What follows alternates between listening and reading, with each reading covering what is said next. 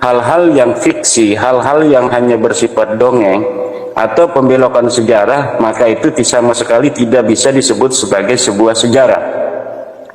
Karena nasab bagian daripada sejarah, maka nasab juga ada ilmu pasti. Itu saya setuju sampai di sana apa yang dikatakan oleh Ba'lawi Husain tadi, bahwa nasab adalah ilmu pasti. Oleh karena itu, tadi dia juga mengatakan bahwa nasab tidak bisa diisbat oleh mimpi. Apalagi dapat nasabnya itu dari mimpi. Ini sesuai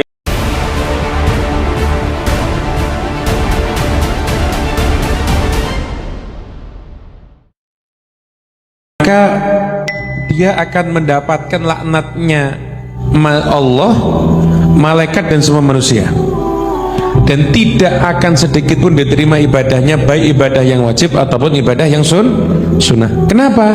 Karena dia menasabkan diri kepada bukan orang tuanya. Contohnya nih, bukan keturunannya Gajah Mada, tapi ngaku keturunan Gajah Mada. Masuk ini, bisa kena ini. Bukan keturunan Wali Songo, tapi dia ngaku keturunan Wali Songo, kena ini. Kenapa? Karena dia menasabkan diri kepada yang bukan ayahnya. Lah harus dipahami bahwasanya tentang pembahasan nasab itu ilmu pasti. Saya ke Kiai Imad. Kiai Imad, kurang lebihnya bisa menangkap ya Imad ya tentang poin-poin yang dijelaskan oleh Habib Pak Muhammad Husain tersebut. Bagaimana ya Imad? Iya, saya bisa menangkap beberapa poin dari apa yang telah disampaikan oleh Ba'lawi Husain ya namanya. Bahwa yang pertama, titik poin adalah tentang nasab itu adalah ilmu pasti. Yang kedua, bahwa background dari apa yang telah disampaikan oleh Ba'lawi ini adalah bahwa ada orang yang mengaku bernasab kepada Sunan Giri. Yang kedua adalah tentang bagaimana para Ba'lawi rapih di dalam mengurut dan mencatat silsilah. Jadi dari apa yang telah disampaikan oleh Ba'lawi tadi, kita dapat menarik sebuah kesimpulan. Pertama, sebenarnya yang disampaikan untuk poin pertama, yaitu tentang bahwa nasab adalah ilmu pasti, ini di situ saya setuju, karena nasab adalah merupakan bagian dari ilmu sejarah. Menurut sebagian para ahli, sejarah adalah termasuk di dalam ilmu pasti. Sebagian yang lainnya mengatakan bahwa sejarah bukan ilmu pasti. Dari perbedaan sudut pandang dua kutub ini, sebenarnya muaranya sama. Mereka yang mengatakan bahwa sejarah adalah ilmu pasti, yang dimaksud di dalam sejarah itu adalah sejarah masa lalu yang betul-betul terjadi berdasarkan dengan bukti yang faktual, yang empiris. Maka disebutlah itu sejarah sebagai ilmu pasti. Adapun sejarah yang mengalami pembelokan kemudian disebut sejarah, itu ada kaitnya, sejarah palsu misalnya, atau sejarah yang telah mengalami pembelokan.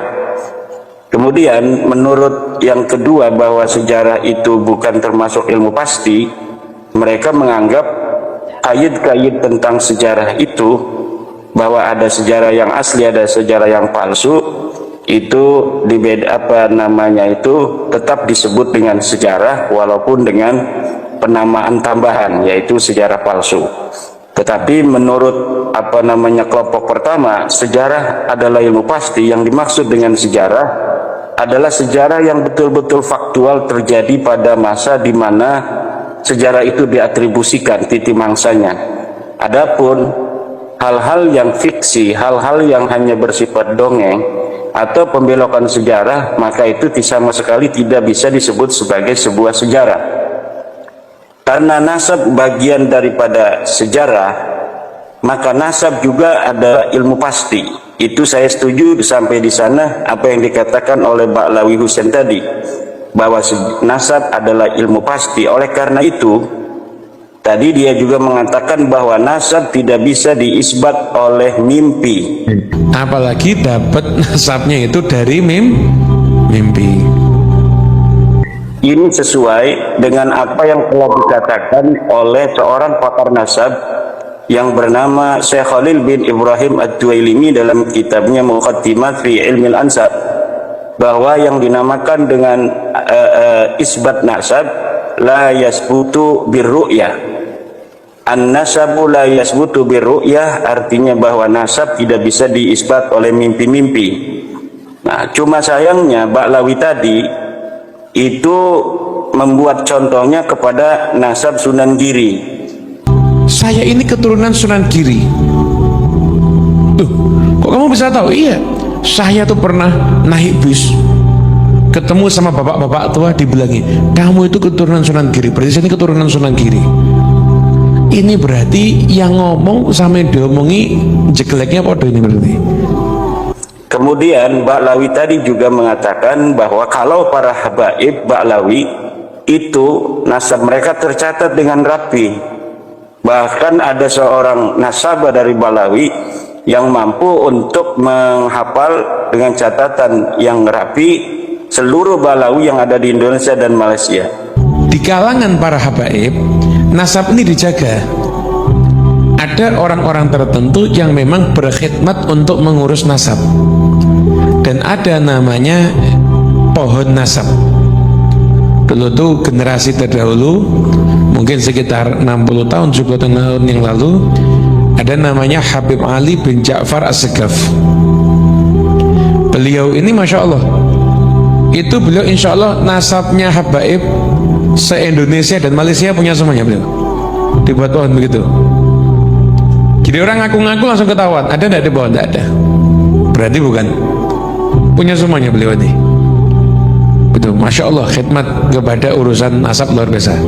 Ini ada falasi di sana yang disampaikan oleh Ba'lawi tadi.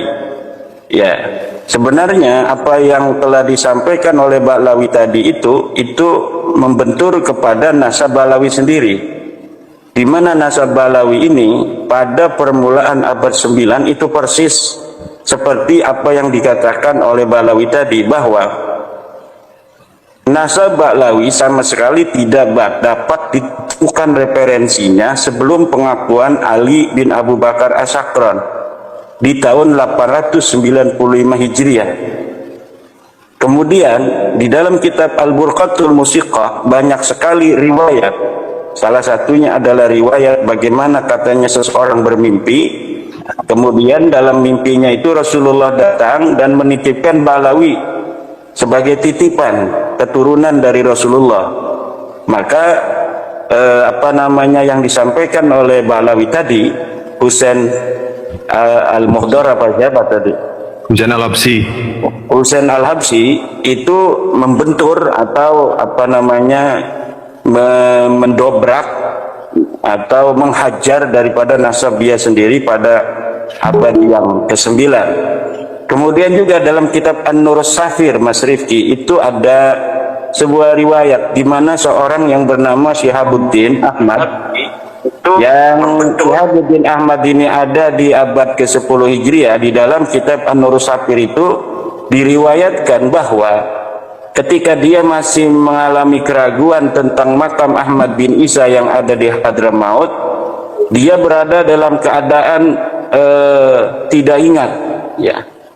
Kemudian Ahmad bin Isa datang kepadanya, kemudian dia bertanya kepada Ahmad bin Isa, apakah betul makammu itu yang ada di Hadramaut ini, wahai Ahmad bin Isa? Kemudian Ahmad bin Isa mengatakan, na'am. Dari situ kita dapat menarik sebuah benang merah antara apa yang diucapkan oleh Ba'lawi Husain Al-Habsi tadi dengan riwayat-riwayat yang ada di dalam nasab Ba'lawi yang penuh dengan haluisme, yang penuh dengan nilai-nilai yang seperti yang dikatakan oleh dia. satu sisi dia mengatakan bahwa nasab itu adalah ilmu pasti, di sisi lain banyak riwayat-riwayat di dalam tradisi literatur Balawi yang mengatakan bahwa beberapa macam item-item sejarah kenasaban mereka itu diisbat oleh mimpi, walaupun itu di dalam Alkitab Al-Burqatul Musiqa secara empiris kita dapat melihat di dalam kitab itu nasab mereka itu mulai dibangun pada abad 9 itu. Tetapi nasab Balawi ini nasab yang betul-betul keluar, yang betul-betul muncul, timbul di abad 9 itu. Rumel Abbas pernah mengatakan bahwa sebenarnya Ali As-Sakran bukan yang pertama, karena di dalam nasab itu, di dalam kitab Al-Burqatul Musiqa itu, Rumel Abbas itu mengatakan bahwa Ali As-Sakran hanya mensyarahi atau mengomentari sebuah syair yang diciptakan oleh Bakusir. Rumel tidak tahu kalau Bakusir itu adalah temannya Ali As-Sakran itu sendiri. Bisa jadi puisi-puisi yang diciptakan oleh Bakusir itu adalah puisi pesanan dari Ali As-Sakran, karena dia masih hidup sama gitu. Dia adalah murid daripada pamannya Ali As-Sakran itu. Ya, kalau misalnya orang yang hidup satu masa, kecilnya bareng, saya lagi bikin kitab nih Al-Burqatul Musiqa tentang nasab Balawi, coba tolong dong bikin puisi tentang nasab kami, sehingga bukan hanya dari kami kalangan Balawi yang mengisbat nasab kami, tetapi dari orang lain juga mengisbat. Itu bisa saja terjadi. Maka sejarah dan nasab itu jangan sampai masuk di dalam filsafat yang abstrak, karena sejarah dan nasab itu adalah sesuatu yang konkret, faktual. Maka jangan sampai difilsafati sehingga nilai kekonkretan dan faktualnya sebuah nasab dan sejarah itu kemudian menjadi abstrak. Kadang-kadang moral sejarah itu Mas Rifki memang mempengaruhi manusia yang ada. Ya, tetapi kejujuran seorang sejarawan di dalam bagaimana dia menulis sehingga menghadirkan sebuah historiografi yang betul-betul nyata terjadi di masa lalu, ini sangat penting agar apa? Kemenangan, kekalahan, kegetiran, kepahitan, kemanisan, itu semuanya dapat terekam kemudian jadi pelajaran untuk kita hari ini dan masa depan di dalam membangun peradaban. Nah, kalau umpamanya sebuah bangsa ya menulis sejarah, kemudian menulis sejarah yang sudah mempunyai nilai-nilai moral, di sana moral dimasukkan untuk kepentingan sesuatu hal misalnya, itu nilai historiografinya itu akan hilang. Kemudian dia menjadi sebuah filsafat atau sinkronisasi sejarah untuk mencapai tujuan bersama, dan ini akan mengkaburkan posisi-posisi kesejarahan itu sendiri di masa yang akan datang. Nah, memang di suatu sisi historiografi murni sesuai dengan fakta dan kenyataan di masa lalu itu kadang-kadang bagi suatu daerah yang tidak memiliki spirit perjuangan di masa lalu itu mungkin agak kurang bisa untuk menjadikan mereka yang hadir hidup di hari ini kemudian bisa menatap masa depan dengan penuh kebanggaan. Nah, tetapi para pakar ini sedang mengadu teori. Apakah penting kita untuk menghadirkan sejarah apa adanya, atau kita harus mengkolaborasikan sejarah dengan moral sejarah sehingga suatu sejarah yang tidak baik di masa lalu kemudian tidak menjadikan orang-orang yang terkait dengan kedaerahan sejarah itu terjadi, tidak menjadikan dia menjadi orang-orang yang inferior. Nah, kalau misalnya seperti daerah-daerah tertentu, ini sebut saja Banten misalnya, Mas Rifki, ini sebagai contoh saja. Iya. Itu sejak 1800, di mana VOC itu kemudian bangkrut, kemudian Perancis, Belanda, kemudian betul-betul menjajah, karena sebelumnya kan sejarah yang mengatakan kita dijajah 350 tahun itu tidak sesuai dengan fakta. Karena faktanya sejak kedatangan Cornelis de Houtman ke Banten pada tahun 1590-an itu, dia datang untuk pertama kali sebagai pedagang.